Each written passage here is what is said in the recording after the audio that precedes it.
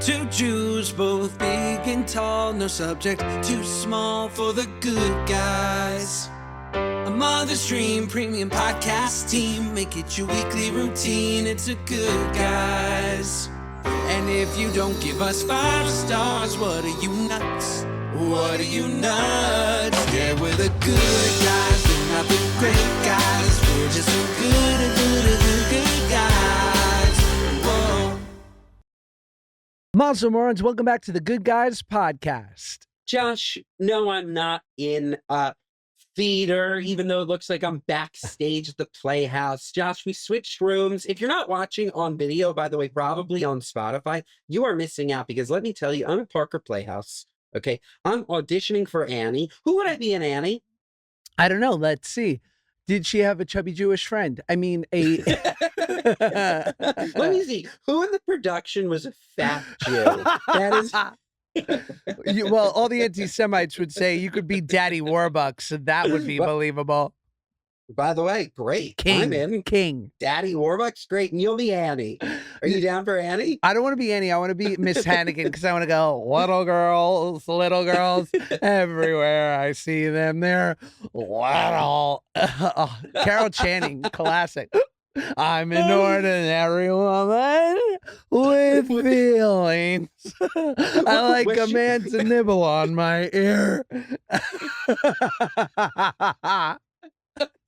It's amazing that you don't drink anymore because you do a great drunk. Thank you. Oh, it's fucking dark. I miss drinking. What? Did that come out? You do? Let's talk about that. Do you? No, never. No, maybe the communal aspect, but no, I miss Percocet, but not drinking. Yeah. It's so interesting. I too, just because of my life stage, I'm certainly drinking less. And the part that I miss is the communal aspect, the going out, going to a bar. But then I remember, Josh, I'm old. I'm married. I have a baby. I wouldn't be doing that anyways. So the only thing that I would be doing if I was like really still drinking hard alcohol, would I be drinking alone at home? That's scary. No, like occasionally, like I'll grab a spritz by the pool, but I don't need anything crazy. Could you ever imagine getting to a time where you like got home from a long day and you're just chilling with Ruby? He's old enough. You got the game on at 7:30 and you just crack open a beer? It's just not me. Mm. I maybe I am finding, look, the older I get, my taste buds are certainly changing. I used to not really like tomatoes. It's one of the only foods that I didn't like. Because it can't decide. It's a bisexual fruit. What are you? It is. Fruit or vegetable? Make up your mind. You're indecisive. Make up your mind. That's it. It's certainly a vegetable. And these people that pretend that it's a fruit, it's a what are you nuts? Okay? This is a vegetable. Yes. Okay? This is 100% a vegetable. Yes. That's it. It doesn't have an identity crisis. It knows exactly what it is, and you're trying to put a fucking label on him. That's right. Okay? You're trying to label my man the tomato. The tomato is a vegetable that now when I cut open and I season with a little salt, pepper, sometimes I marinate it with a little bit of vinegar. Tomatoes are amazing, but let me tell you, a couple of years ago, you sneak a tomato onto my sandwich. Totally. I'm puking. But now I like it. So maybe at 45 years old, with the sweet Ruby at the ripe age of quick math, 14, 13, something like that. Maybe I'll have a brewski. Maybe I'll have a Modelo. Maybe I'll have a Michelob Ultra. What's a Modelo? It's a Modelo. A Modelo? Is that like a Modelo? Is a Modelo? Is that like a special edition? No, that's just like how I try and in like a nice native tongue say Modelo. What I've heard about Modelo's is, and I always hear this from my friends who are like proper drinkers, they go, you got to salt it because it tastes like soapy after a while. I don't know. Like they're like, you need to add a little salt to really bring out the notes. All I know is I put a Modelo in my beer battered fish tacos the other week. Unbelievable. Beyond. And it's such a beautiful big can. The thing about beer, I wish I was a beer drinker because it's cool as hell. It really is in line with cigarette smoking. It's cool. Dope as fuck. You see that person whip out those Marlboro lights, you're like, oh, all right, Kevin, you're cool. You're cool. Kevin is cool. You know? Or all right, Modelo drinker, you're cool. It used to be Blue Moon. I don't think Blue Moon's cool anymore, right? With the orange slice. Like that guy's still holding on to Blue Moon. Get a life. No, Blue Moon was a moment. I feel like that was like mid-aughts. I mean, it was kind of a girly drink, right? That's what they would say. It was a moment. And yeah, it was a girly drink, which is why like I gravitated towards That's it, why we you would know? love it. That's why we'd love it. Correct. Let's think, Correct. okay, this will be a fun game. You decide what beer and cigarette guy you would want to be, right? Like, cause like the typical would be like a PBR and a fucking American Spirit, but we're not those guys. We're not Williamsburg, Silver Lake types. So No. pick the beer and the cigarette that would best define you. Okay. I'm gonna start with cigarettes. I think I have to go 27s. I think a Marlboro 27. Oh, is that like the brownish gold Yeah. pack? Yeah. Yes. I find that Ah. it sits right in between the lights and the red. It's a Mm. medium cigarette.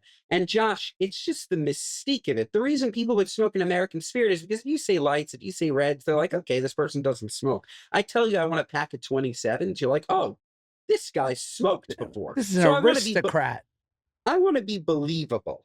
Okay. And then in terms of my brewski, I think, I think Modelo. I think Modelo's super cool. There's something Mm. about it. The gold foil on the little bottle. I think it's cool. I'm not an IPA guy. I think Goose Island is for freaks. I don't Why? know. Why? It's just, I want a Goose Island. Okay, what? Goose Island? No, I don't know. Modelo's cool. Michelob Ultra's cool. Anheuser-Busch Michelob is cool. I'll take a Bud. I'll take a traditional Budweiser. That's a Mm. cool ass can. Okay, I feel like it's kind of going by the way of the Diet Coke, right? Like, do people really? I guess some people order Coke, but really they go Diet. Some people maybe get a Bud. Most people get Bud Light, I think. I like the traditional Bud. I love the brand, the red. It's super cool. What would you smoke and what would you drink? I think that I would drink. I want to believe what I would smoke if I had my druthers and I didn't have early onset asthma would be Newports. Oh, it's a dessert and a smoke. It's cool. It is so It's cool. minty fresh. Yeah. And or a Cools, but the truth is, and I want to believe I would do that, and then just like a hearty, just like a night, either like a Sam Adams, maybe like a Sam Adams Oktoberfest, like a nice Halloween beer all year round. Sam Adams is cool. There's something about it that's very Pirates of the Caribbean, like Yeah. a Boston Tea Party. Like, I don't know. It's a little bit. It's theatrical almost. And then you layer on top of it Oktoberfest. You're in a play.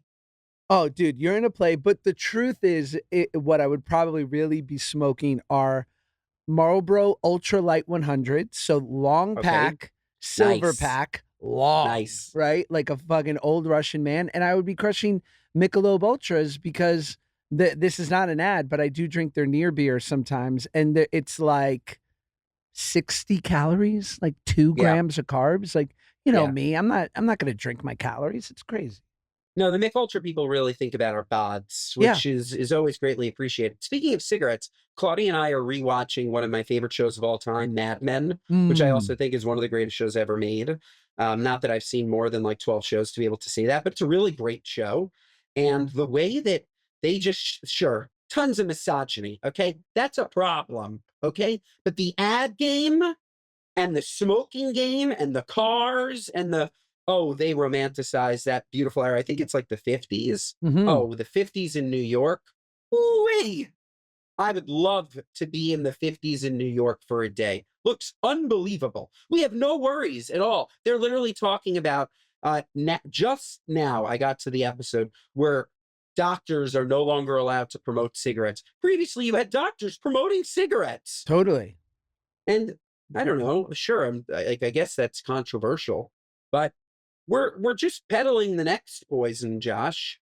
Get like, like I don't know, like Yeah. let people decide for themselves. Yeah. Like in America. I'm not saying I didn't mean to say that doctors should be able to promote cigarettes. They shouldn't because they're like beacons of health. But I do think that sometimes we're in like a weird place where like you can't advertise these pharmaceuticals, but you can advertise this. And I just think that it's all a big gray area. I think about lobbyists. I don't know. You know what I mean? I know what you mean. It's a hard thing because like we are, and I actually can defend both sides of it, and I will. Me too.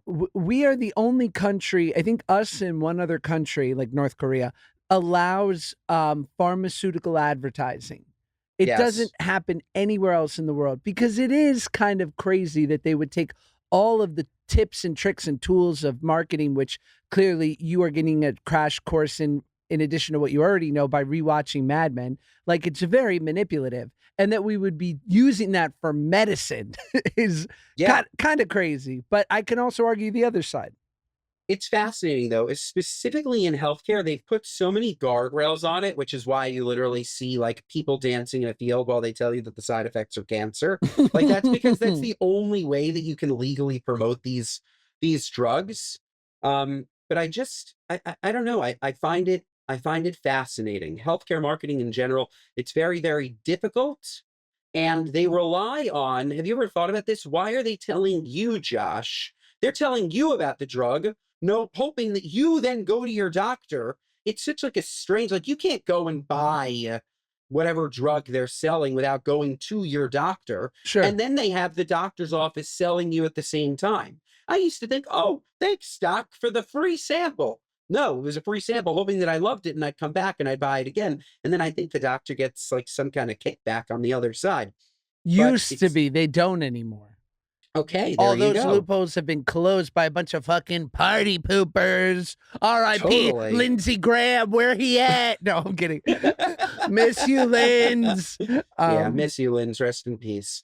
But yeah, it's fascinating. It's fascinating. The other side of it is, and this is what annoys me, and it's like it's the black and white, it's the good and evil of capitalism and profit motive, right? We have some of the greatest drugs that have ever hit the world as we know it, and some of the biggest pharmaceutical companies because there's profit motive. And when they come out with these things that are name brand and people just go, God, they're so expensive. Why? And I'm not here defending pharmaceutical companies or that things are wildly overpriced and that we as America could totally take better care of people. And we should strive for it because we are the greatest country and we shouldn't leave anyone behind health-wise there. Make sure when you clip this and you drag me, you put that in too. But they won't. Continue. But they won't. Shoot. But the reason why they get basically when they come out with a new medication that's FDA approved and it's only name brand and people are like, why can't I get the generic? They get a 10-year runway of that because it costs them billions to get to the drug. It costs them billions to do the research. So they are allowed to have a patent for 10 years to make that money back. That's the profit incentive for these kind of drugs. And then it becomes give it to the whole world, make it as cheap as possible. What I say? Is this bad? No, it's great. I'm laughing because we are recording today, and for the first time, we are releasing today. We are truly topical. We said at the top, we're going to be careful, and all we've spoken about are cigarettes, drug lobbyists. I love it. We are us, Josh. We're us. We're not cutting a thing. No, this is cutting? This is unedited, unfiltered, and topical. Josh, we need to talk about your boy Christopher Nolan. He made a gorgeous movie again, The Odyssey. The only problem is that you're not in it. Totally a problem. I saw this looks like a really big movie. Some really great people. Tom Holland, Matt Damon. I haven't seen it yet. Anne Hathaway. The great Anne Hathaway. How does she have time? Devil Wears Prada 2 and The Odyssey in the same year? But Josh, I wanted to talk a little bit about Christopher Nolan, what it was like working for him. And do you feel snubbed? As we all know, I have an incredible 5 minutes in the movie Oppenheimer. Very pivotal, very important part, some might say. Actually, when I finished filming the movie, I called my wife and I said, don't ever bring up this movie again because I'm probably going to get cut out. I have a very small part and I don't want to feel bad when it eventually comes out and I'm not in it. And then a year later, we watched it and I'm the one who pushed the button for the atomic bomb. And she's like, what part did you think you were going to get cut out of, idiot? Yeah, they literally would have needed to change the plot. We don't want that Josh in it now. We're moving away from the atomic bomb. Something else happens. This is now a 10 Plagues movie. And whenever someone will say like, "Oh, I loved you in Oppenheimer," I'll be like, "You want to see me? You want to see it?" And I do the shaky hand above the button. I'm like, "Look at it. You're getting it right there." You get to see my MS. God forbid. This episode of the Good Guys podcast is brought to you by our friends at the Diamond Crystal Kosher Salt Company. Folks, Diamond Crystal Kosher Salt has been used in professional kitchens and culinary schools for generations. It's the same salts chefs rely on, now available in sizes designed for everyday home cooks. Folks, I love Diamond Crystal Kosher Salt because it's flaky, it's light, and it's so much easier to control than that finely ground salt, but it's more functional than the truly flaky salt. It's the perfect middle ground. You want to top some avocado toast? No problem. You're basic, but you can. Flaky on top of some tomatoes? Absolutely. But you also want to salt your pasta water, and you don't want to own 19 different kinds of salts. This is the salt for you. It is uniquely easy to control. And let me tell you, it's enough of 1 tablespoon of salt. I know I put it in my Substack because you have to. You have to for these people. But you should be putting in a little bit of salt, trying it. Putting in a little bit of salt, trying it. You don't want to go too heavy-handed because you can't take out salt. You can always put in salt, but you can't take out salt. And let me tell you, folks, Diamond Crystal Kosher Salt is it. It's the texture, the simplicity, the ease, the control of using the salt. And it's so unbelievably versatile. I absolutely love it. If you're looking for a better way to season and prepare everyday meals, you really need to try Diamond Crystal Kosher Salt, a chef-trusted, additive-free salt made with light, flaky crystals for easy control, available online and nationwide at your favorite stores like Target, Kroger, Albertsons, and more. This episode of the Good Guys podcast is brought to you by our friends at Shady Rays. Folks, how are my Shady Rays basically the same quality as $200 sunglasses that I used to buy? Heck, $600 sunglasses that I used to buy. And let me tell you, I'd lose them and I'd feel like a jerk, okay? I'm not exaggerating. They feel every bit as premium as the expensive brands that I've owned in the past. And let me tell you, those were expensive celebrity season. But the difference is I'm not stressing about my Shady Rays because I wear Shady Rays to the beach. I wear it on a boat, okay? Yeah, I have friends with boats, okay? I wear it on the golf course, okay? And whatever happens, folks, happens. I put them in my back pocket. I sit, they crack. Who cares? Because if I were to sit on them, crack them, they replace them. If I were to be on my friend's boat and drop them in the ocean, they replace them. Okay, lost or broken, they'll send you a new pair with their lost and broken protection. And they're actually premium, I'm telling you. Polarized lenses that cut out the glare, super clean optics, durable frames with solid hinges, clean classic styles that look sharp without trying too hard. And they've got over 300,000 5-star reviews and millions of people have switched. So if you're outside, on the water, in the sun, driving every day, just being you and your cool self, get shades that actually perform. Go to Shady, S-H-A-D-Y, Rays, R-A-Y-S.com and grab a pair today. Folks, that is Shady, S-H-A-D-Y, R-A-Y-S.com. And if you use the code GOODGUYS, you get 40% off. You heard that right. 2 or more polarized sunglasses, folks. Try for yourself the shades rated 5 stars by over 300,000 people at ShadyRays.com, code GOODGUYS. It would be an honor and a privilege, and I'm not talking in superlatives here. It's true.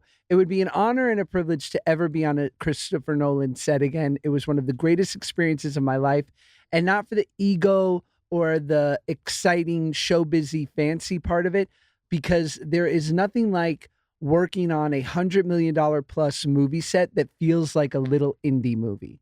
And that's what he does. It's like intimate and the great acting work that you've dreamt of doing, but with all the resource of a giant movie. And everyone is trying to mirror the leader who we know is at a 10 and being as perfect as one could be. Everyone around you is going, let me try my best. And that's so rare. It's so rare. And you're surrounded by the greatest departments and just everyone who's great at what they do. So that being said, here's the thing. I would love to have been, I would love to work with him again. The Odyssey looks super hard. It looked really rough. Matt Damon, they all talked about it was the hardest thing ever. So if it was like a big part, yeah, that would be ill. I'd go to Mercury for the guy. If it was another 5 minutes, I would have been like, it's okay if I sit out this one. Like, please consider me for the next one, maybe.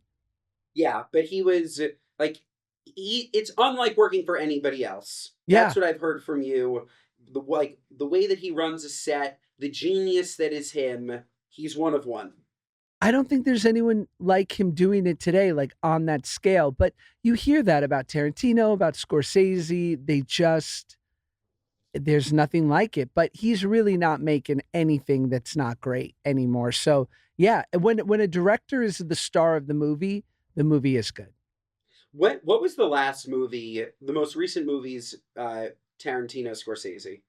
Tarantino was Once Upon a Time in Hollywood. Sure, which I think was like regarded as fine. And what was? Oh, many people call it his like magnum opus. Like people love it. Oh, really? But okay, people loved it. But definitely Pulp Fiction is, like Pulp Fiction, Reservoir Dogs. I guess I'm just thinking that like Nolan is different to me because in every single decade he has a monster. Sure. Like, it's not like I certainly like my like magnum opus, as you say. The Batman trilogy is my favorite 3 movies of all time.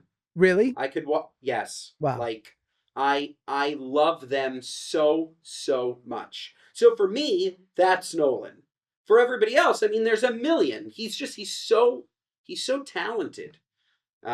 He's so talented. He's so talented. And his wife is so talented who produces all his movies. Could you imagine that? Do you think you could work that? I mean, you're working on a movie set for 14 hours a day for 4 months straight. We're not doing any edits to this episode, so I'll just ask this lightly and easily. Could you and Claudia do that? I think you would. I don't butt think heads we could a do little, it. right? I don't think that we could do it in that way, and I'll tell you why. Josh. You teed me up so perfectly. Claudia has been doing something recently. Okay? Yeah. She does it. She knows that she does it. I think that she finds joy in it. Let me know if Paige does this. Ben, can you get me a snack? Sure. What kind of snack? Claude, what kind of snack do you want? Snack. What type?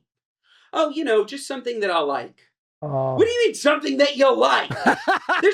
There's a pantry full of snacks. Okay? What snack? Okay? I get a cup of animal crackers. I love animal crackers. It's a delicious snack. And I get her 5 pretzel rods. She historically likes pretzel rods. I bring them upstairs. I hate animal crackers. Since when? You hate animal crackers?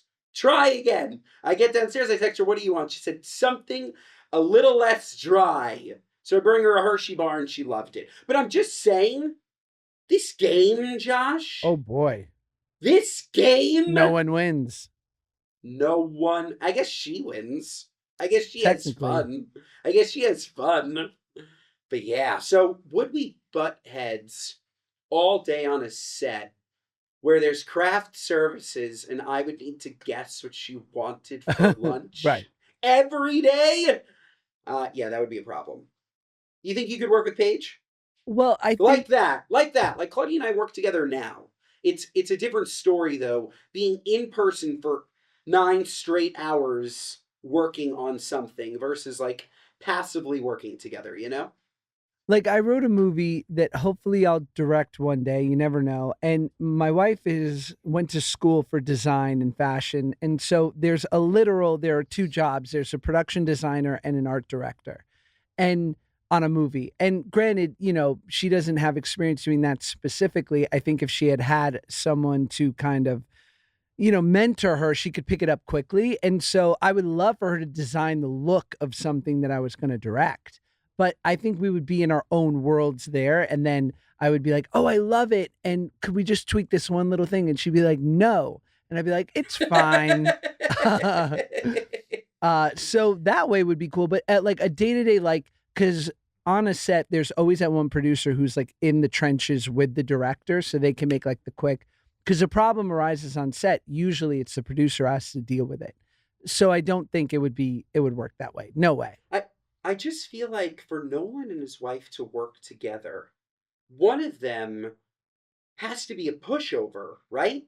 Like I don't know how do you work together like that? Have a true strong hand professionally, but also keep the peace personally without somebody just giving in. It's very, very difficult. You can't fire your wife.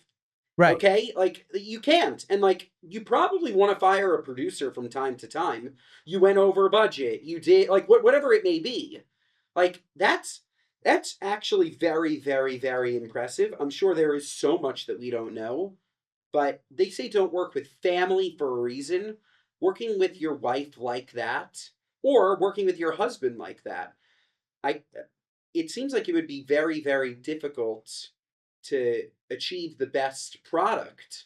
Yet Right. he makes the best movies. So I think he just continues to be a one of one. I bet that I would say about the great Emma Nolan, who's brilliant at what she does. I would think that her edge is that she knows what Nolan wants, what Chris wants so well that she just is getting ahead of every problem.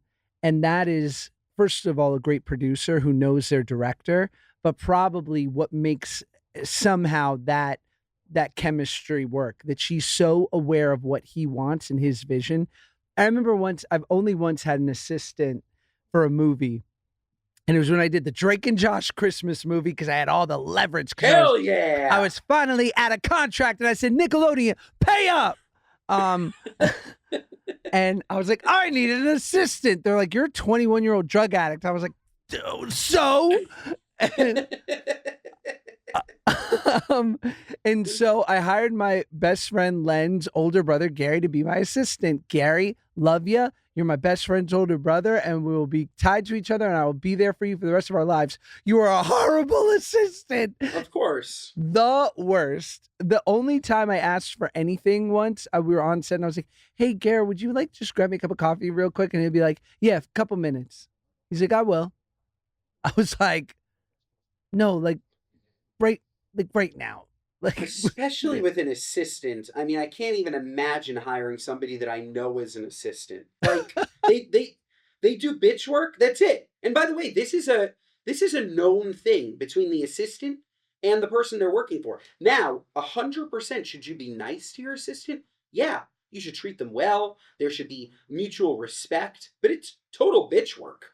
Can you get me a coffee? Can you print something out for me? Can you get my laundry? Can you call me an Uber? Can you it's bitch work. So like totally to do that with somebody that you know, to have that like subservient relationship, it's impossible. Impossible. But it has to be somebody that you don't know. You pretend that you'll never know. When you end up firing them, you never see him again. You know? Totally. And I just was like, what I wanted from him was someone to hang out with and like run lines with if I needed help.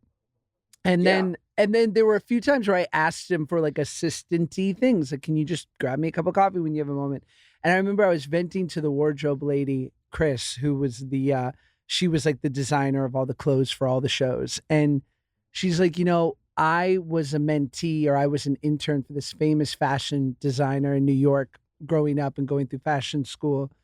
And she said, I took such pride in knowing that at 4:00 every day, her blood sugar would drop and she would need a can of Coke, and like having that Coke there waiting for her. And like, that's the difference when you know the person you're working with, like you can support them to be as great as they are. That is a unique and valuable trait. Yeah. And if you're really great, then you won't be an assistant forever. You will continue to grow with that person, certainly. But yeah, that's rare. That's rare, Josh. This episode of the Good Guys Podcast is brought to you by our friends at Row. Folks, people assume that GLP-1s cost a fortune. Let me tell you, they should, okay? Everybody that's like, they're too expensive. It's literally magic. Like, you wouldn't pay a lot of money for magic. Like, if somebody came up to you and they said, I'm going to make you skinny, I'm going to curb your appetite, that's magic. That said, they don't cost a fortune. It's a misconception. But they should, but they don't. They absolutely don't. There are so many more affordable options than people realize, and let me tell you, Roe will help you find the lowest cost path to FDA-approved GLP-1 treatment, whether that's through insurance coverage or cash pay options that are more accessible than you would expect. And let me tell you, the results are sky high in comparison to the price. I've been on it forever. I am a poster child for GLP-1s. And let me tell you, Roe is the best way to do it. I've done it not through Roe, and I've done it through Roe. Roe takes the exact meds that I was getting, the exact GLP-1s. We're talking brand names, folks. We're talking Wegovy's. We're talking Zepbounds. We're talking Tirzepatides. We're talking all of them. Okay? Name brands. And they send them straight to your door. That's it. You put it right in the fridge. You do your little injection. That's it. Fully FDA-approved GLP-1 options at the lowest cost available. I'm telling you, it's unbelievable. And it's not just one. Maybe you had an adverse reaction to one in the past. You want to try a new one. They have all of them. It's not just one. It's all of them. Again, FDA-approved GLP-1 treatments at the lowest cost available to you. Folks, you can also use their free insurance checker. You're going to go, you're going to use it, you're going to find out if you're covered. If you're not, again, they still have really, really good options. But if you are, my God, say a little prayer to God, because if you're covered, you get this crap for free. Are you kidding me? You get magic for free. Go to row.co/goodguys to see if you qualify. That's row, ro.co/goodguys to get started on Roe today. For side effects of GLP-1 medications, including boxed warning, go to row.co/safety. That's row, ro.co/safety. This episode of the Good Guys podcast is brought to you by our friends at Wild Men. Folks, Wild Men with Dylan Sprouse and Brendan Columbus is here. It's a new casual video podcast hang in the basement bar where Dylan and Brendan invite you into their group chat. Wild Men is a weekly video and audio series hosted by actor and entrepreneur Dylan Sprouse and his real-life best friend, Brendan Columbus. The show blends comedy, candid conversations, and unexpected storytelling. Dylan and Brendan sit down with guests including Barbara Plavin, Cole Sprouse, KJ Appa, Jojo Siwa, Raven Simone, and more for a relaxed, unfiltered hang.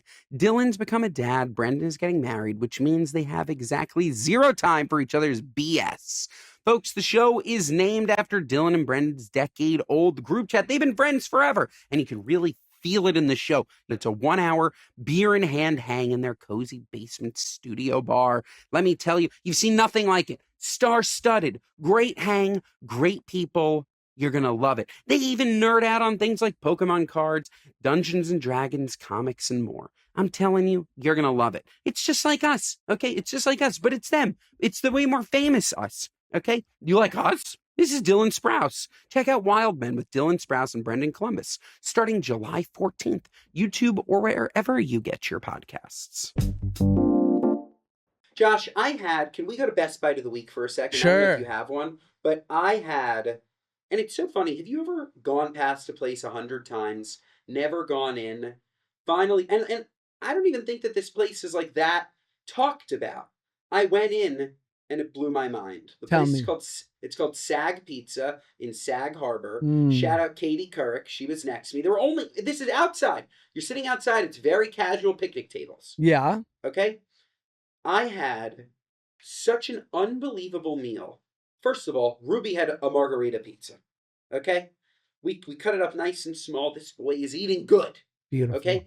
I had a tuna tartare that was so unbelievably delicious. And I took a risk, Josh. We're at an outdoor Italian restaurant, but I risked it, okay, for the biscuit, and it was delicious.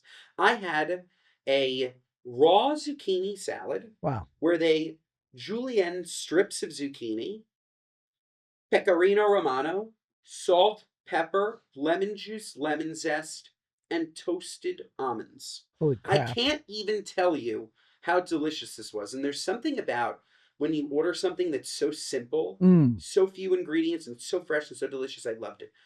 Then I went to order the spinach artichoke pizza, which is not like your classic artichoke, that huge slice where it's creamy. This is literally spinach and artichoke on a pizza. And the waitress, God bless her, said, "You want a dipper with that?" I'm like, do I want a dipper? She's like, "I highly recommend our truffle mayo." I'm like, oh my God. Lady, are you serious? So much Brought me the truffle oil. Brought me the truffle mayo, 100% truffle oil. Truffles are too expensive. 100% truffle oil. Brought me the truffle mayo with the spinach artichoke pizza. Blew my mind. It was one of those like Oh, personal pies. So good. Right out of the brick oven. The whole meal was a 10 out of 10. I loved it. I love that. That sounds great. I think if you have any kind of dipping option, if you have any kind of special sauce and you don't bring it up, we have an issue. You owe me. You owe me You that. owe, you owe me. Before you tell me your best bite of the week, do you like honey on your pizza? I can. I don't need it. I think it. I think it's so delicious, and I think I just love honey. I love bread and honey in general, Mm, but putting a little. I don't even need hot honey. People go crazy with the hot honey. I like that. Just a little drizzle of honey on a slice of pizza for whatever reason. I love it. Really? I do. And it doesn't need to be hot honey. It could just be regular honey. Did that just make me fat? Like I just want to like put honey on everything? For sure. Am I Winnie the Pooh? Yeah. Okay, I'm down. I'm Eeyore because I'm a fucking downer, dog. I'm fucking depressed. Really. Leave in the comment section if I should go off Wellbutrin and try Lexapro. I'm thinking about it. Okay. So this weekend, I brought my kids to, as you know, there's nothing better. The land of Legos. Legoland. Wow. Ooh, I've never been and I love Legos. Lego's amazing. There's one in New York. Obviously, there's one in Florida, so you're covered. Shout out the great Julie, their head of publicity there. She There's a comes through. Legoland? There's a Legoland in New York? There is. What? Where? You better believe it in, somewhere. It's there. Massapequa? All right, I gotta go. Yeah. There's one in New York. There's one. They just opened one in Shanghai. But Oh, wow. I took. It's funny because when Shai was born, my middle son, I took Max there when he was like 4 or just turning 4, because the new baby was there, and I was like, let's do something special so he doesn't feel like everything's about to change, which it is. And we had a great time. So 3 years later, we went back and we brought little Shai. So we drive there. Sunday, beautiful. We stay at the Legoland Hotel. In each room, they have bunk beds for the kids, Lego themed. In your room, you have a safe, okay? And then they go, this is a scavenger hunt. Go around the hotel and we'll give you clues. And then you'll find the clues and you'll come back and it'll tell you how to open the safe. There's Lego boxes in there, okay? Can you imagine? Oh my God. This is not paid by Lego. I'm just a fan. I'm a fan I of. love Legos so much. During COVID, I made so many Legos. I literally like, and I wanted to like, I know it's a little nerdy. I wanted to like save them like I was 12. Yeah. And Claudia's like, we're not keeping your Lego treehouse in our apartment. You know that, right? And I was depressed for like probably like an hour. But yeah, I love Lego. Legos are just, they're sick. You should have super glued it.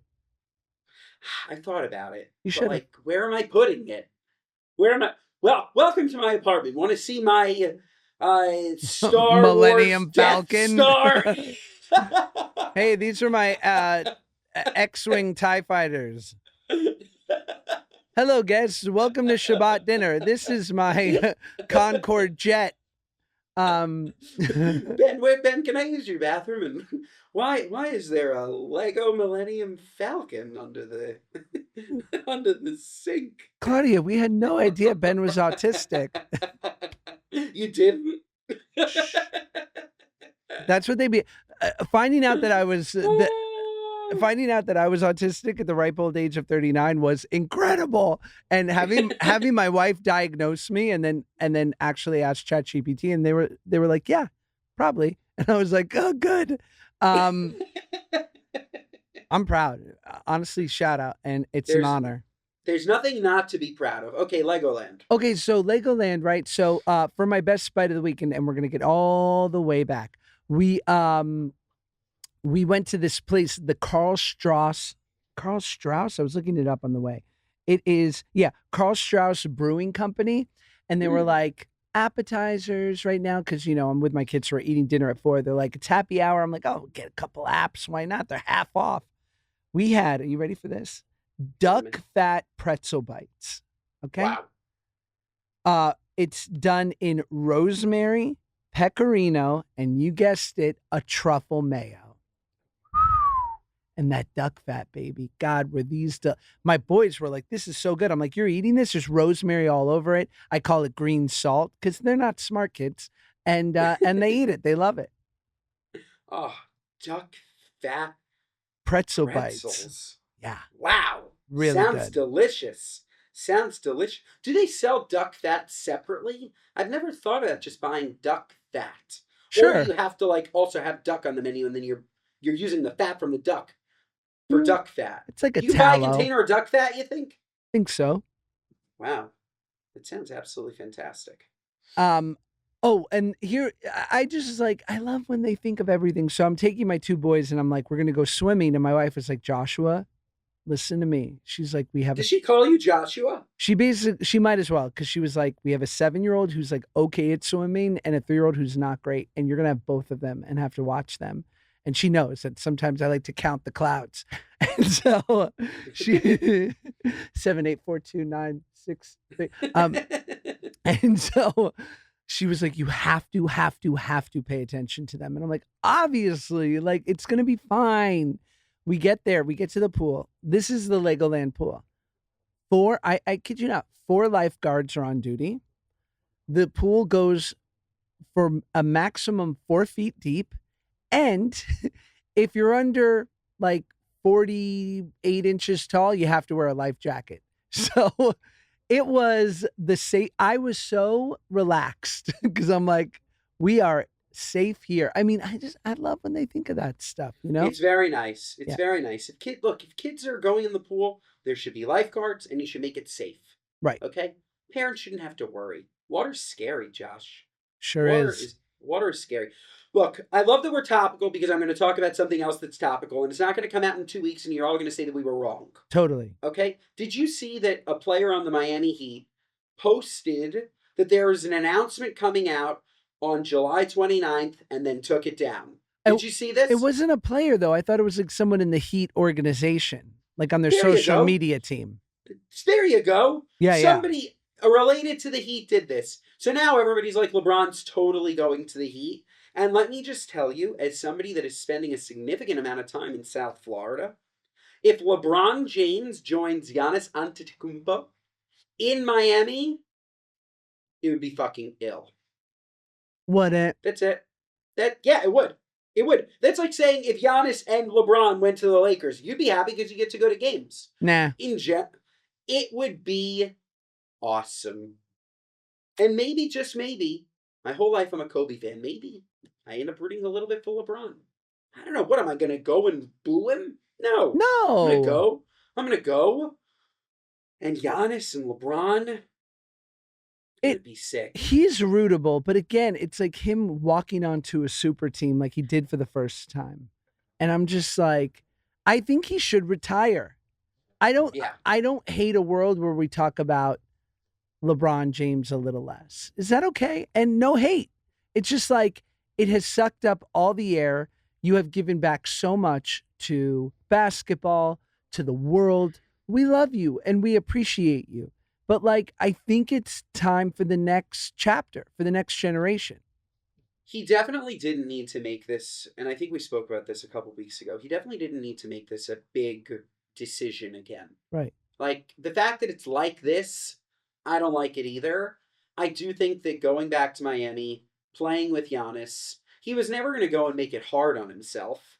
Like, it's like the equivalent, like you have 2 choices. You can play on a good team or you can play on a bad team. And you can make the same money. Like, it's, from an outsider's perspective, for sure. I wish he never left Cleveland. I wish he just, like, stayed there with those guys. But in the end of the day, why do you want to live in Cleveland on a shit team? Right. When you can live in Los Angeles or Miami or wherever you want, make whatever you want. Like, I think that at this point, I'm kind of over that. And I do think that it would be cool for him to, and with Bam Adebayo, it's so funny. We all forget about Bam. Do you know, Josh, that this year Bam scored 82 points? You think I forget about Bam Adebayo? I forget about him. I think that everybody was so pissed that he broke Kobe's record that they like wanted to forget about it. I can't stop thinking about Bamba da Baba. Buca da Beppo. I love Buca da Beppo. Oh my God. Buca da Beppo. Fuck, I had my birthday there once. So fun.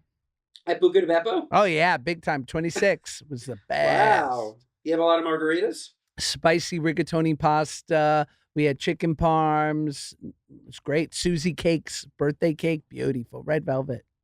Wow. So good. Wow, I'm starving. What are you having for dinner? I don't know. You were talking about Claudia before and you having to get snacks for her. This is something I face with my dear beloved wife, who I'm lucky to be with, because this is what happens, right?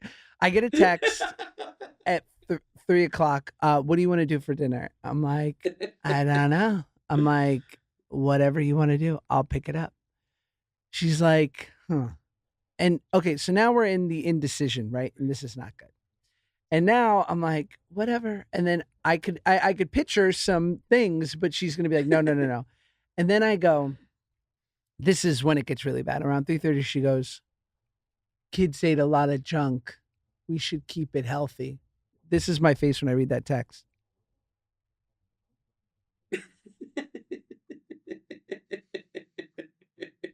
Because now I know it's impossible. Impossible. Yeah. I'm like chicken and rice. Like, or sometimes I really do a hack and I go, I'm getting them smoothies. Like, that's it. Like, they can drink their dinner. I don't know. If you want to eat healthy, you can't order in.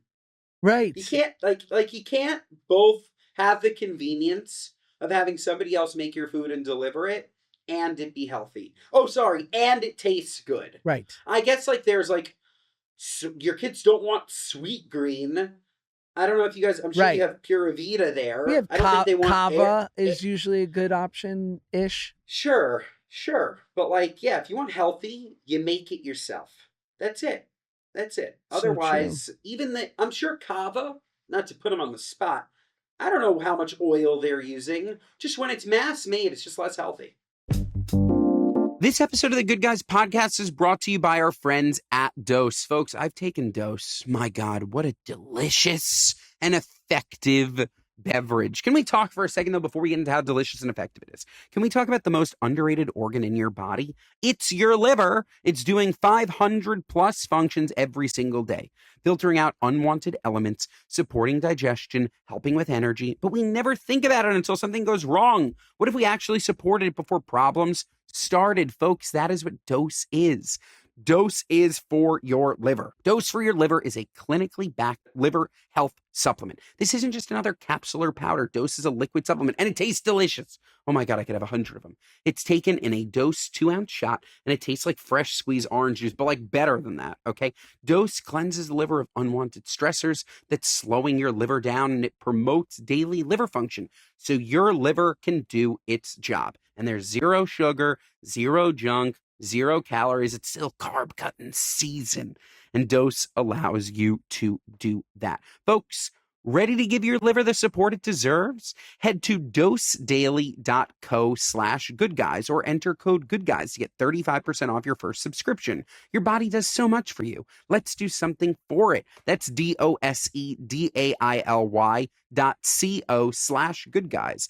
for 35% off your first month subscription. dosedaily.co/goodguys. This episode is brought to you by Starbucks. Josh, have you ever seen a more gorgeous beverage? Do you know what this is? First of all, it's the summer. I'm ready to enjoy myself, but I need a cold drink to define me, so I'm all in. Just a disclaimer, go Ben. This tropical butterfly refresher is honestly an award-winning painting. I've never seen anything like it. I feel like I'm in East Hampton. It's 8 o'clock. I turned to my wife. I said, let's go to the beach. Let's prioritize us. And all of a sudden, I see this drink.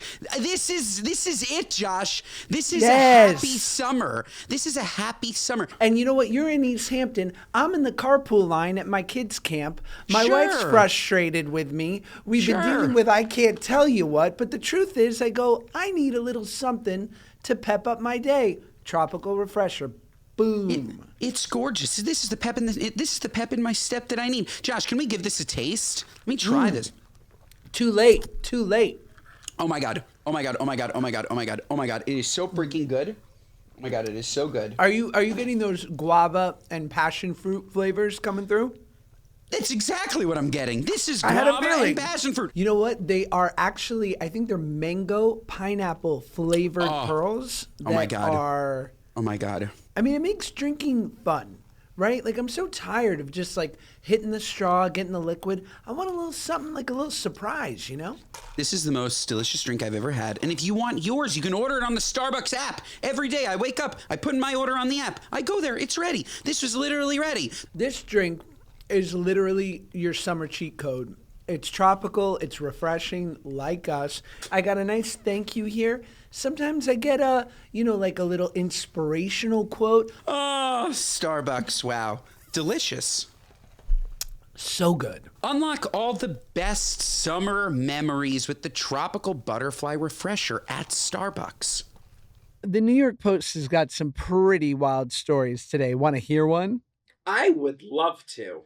Is this the New York Post or the California Post? You know they have a post on both coasts. I know, and they actually feed me the California, and I have to switch it over to New York because I'm like, I want the dirty dish from the East Coast. I want that East Coast news. Yeah. Well, my wild weekend at the world's biggest and naughtiest swingers convention. There are certain things a middle-aged man in New York City is expected to do after a divorce, and I did every last one of them. So I guess this dude is on like the sex party circuit, but relatable. I've learned that nothing compares to what's going down at Naughty in Nolans. Another win for Louisiana. Touted as the biggest and best swingers gathering of its kind in the world, taking place in, you guessed it, Nolans, New Orleans. Held in 3 hotels at the heart of the Big Easy. Naughty in Nolans is billed as an annual alternative lifestyle convention. There are 3,000 swingers, polyamorous, nudists, exhibitionists, voyeurs, fetishists, and BDSM fans. And me. No, sorry. Now, there are... Can you ask David if he can book us a speaking gig there? Oh, would that be great? Shout out, David, please. The average ages were between 35 and 60. They took up more than 1,400 rooms, and couples pay $850 each for the 5 days, 4 nights. And that fee allows access to daily classes, How much socials, $850 a person. $850 a person for 4 nights of and a sex party? Yeah, it's cheaper than a cruise. They should be charging $8,000. He said there were topless pool parties. There were, anyway, it gets pretty dirty, birdie. But all the things you would think happen at a place like this, it's happening. Wow. Wow. All right. You go to Paige. I want to go on a swingers vacation. What is she saying to you? She'd be like, swing yourself alone, you fucking... Would she tell you? That's what, by the way, Claudia would say something. You can go with your girlfriend if you want. Well... That's what she would say. I don't think Paige would mind, and we can't cut it out because we're topical. But like... I'm sure... I don't think Paige would mind, by the way, means Paige would mind. We're not cutting whatever you're going to say. So say it with caution. Well, we have our new Good Guys sponsor, right? Which has like kind of like an intimacy kit, right? Which is like part of it. And like shout out, love it, great. And they were like, oh, we want to just, obviously we get a lot of the things, anything that we promote on the pod, we try it because we want to love it. And so they were like, oh, we're happy to send it to you. And I was like, okay, I'm not one to turn down free. And but I gave Paige a heads up because sometimes like we have our wonderful nanny who helps with Meyer during the day, or, any one of our family members could be at home. I'm like, hey, Paige, just, this is not a normal Amazon box coming.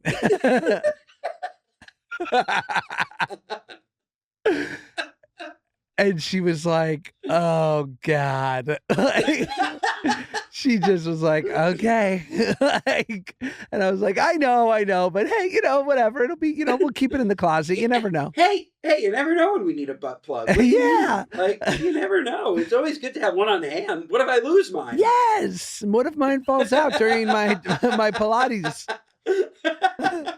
Oh my God, that's too funny. Should we do a moron mail, Josh? Yeah, we could do a moron mail and then what are you nuts? Let's do a moron mail and then a what are you nuts. Fab. All right, first of all, the moron mails have been fantastic again. goodguyspodcast1@gmail.com. Keep writing. We'll keep reading. That's the relationship we have. True. You give to us. We give it back to you. The subject is, should we have another child? Hey, good guys. My husband and I are together 7 years, married 18 months. He brought up that he might want to have another kid. I have 3 teenage kids in college and high school. They're from my first marriage. He doesn't have kids of his own, and this will be from adoption, the only way feasible for us to do this. We are in discussion of all age ranges. When you ask anyone, they say absolutely go for it, but parenting is always more nuanced than especially when you are just about to turn 40, and it would be essentially a new starting point for parenting. What would be questions you guys would be asking yourself if you were in this position? Thank you for being a piece of joy in my walks or car rides a few days a week. Sincerely, a moron from Raleigh. My question is, does her husband want a baby? Or I think there's a unique opportunity here, which is what you learn from a lot of adoption stories is that as a child sadly gets older, it becomes less likely that they will find a forever home. And there is like an even, you know, there's an even higher level of heaven for the people who look at a child who's 7, 8, 9, 10, who's in the foster care system, who needs a wonderful home and is less likely to get it because many parents want to rear a kid from when they're babies. And so I think if they were like open to that, that could be a really happy medium to go find a child who truly is in need, who's a little bit older, adopt them and raise them. And, it's not just starting with a newborn, which at 40 might be harder. I completely agree with you. I think that's most logical. You also don't necessarily want a 20-year age gap between siblings. Right. If you can avoid it. Because otherwise, even though that will be your child between you and your husband, there will always be this just like disconnect.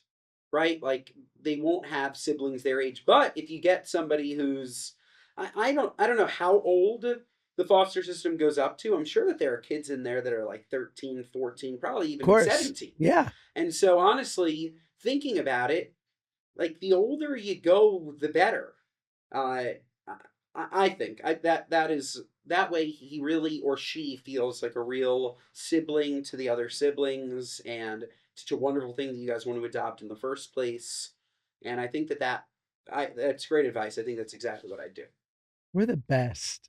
We really are. We're You want to do a what are you nuts? I'd love to. Our what are you nuts moment of the week are gripes with people, places, and also things. Recently, I saw a pair of cargo pants at my Big Five Sports. What's it called? I have no idea. Big Five Sports. Okay, we have Dick's over here. We have Dick's too, but we also have Big Five. Okay. And I was there, and there were these workman's cargo pants things, and right across in this big sticker on the leg, it said, "Now with 9 utility pockets." What are you nuts? Too many pockets. This is crazy. Too many. You got the 2 cargos, you got 2 here, maybe you got 1 extra for a pen. 9? What are you nuts? You're pushing it. Less pockets. They're screwed because this is like their innovation plan now. It's like every 2 years they need something new. They started off with 1 pocket, 2, 3, they're up to 9. Eventually the pants will be 100% pockets. That's a great what are you nuts. Josh, my what are you nuts? I don't know if this is unique to the Hamptons. It certainly doesn't happen in the city. And it's terrible. You check out at a grocery store. They ask you, how many bags would you like? Well, I don't know. How many bags do I need? Right. I'm not measuring what I'm buying. How many do I need? Well, I think you could get away with a medium and a small. And it's like, What are you, nuts? We've gone too far. I understand that you want to charge me for the bags. I totally get it. I totally get it. Asking me, again, it's different. If you brought your own bags, I totally get it. Whatever, you're better than all of us. You win. Sure. If you haven't brought your own bags, you need to give me the number of bags that fit the things that I bought. Also, it would be nice if you got me bags that didn't need to be double bags, because if I use a single bag, it will just fall out from under me. Because now you're using 2 bags, by the way, so how about you stop being such cheap fucks and you just have a thicker ply bag? How about you make sure it should be law to have handles? Law. No, I have to crinkle the top and hold it like I'm running away from home. What is this, the 40s? It's terrible out there to be a consumer. What are you, nuts? Yeah. You know where it's not terrible to be, Josh? Here, with you. If you're listening to us, folks, this episode's 5 stars. Topical season. What are you, nuts? Listen to us wherever you get your podcasts. Watch us on Spotify. The video is gorgeous. Also watch us on YouTube. The video there is gorgeous too. Mondays and Thursdays, folks, new episodes. Thursdays, topical season. We did it. And we will see you next time.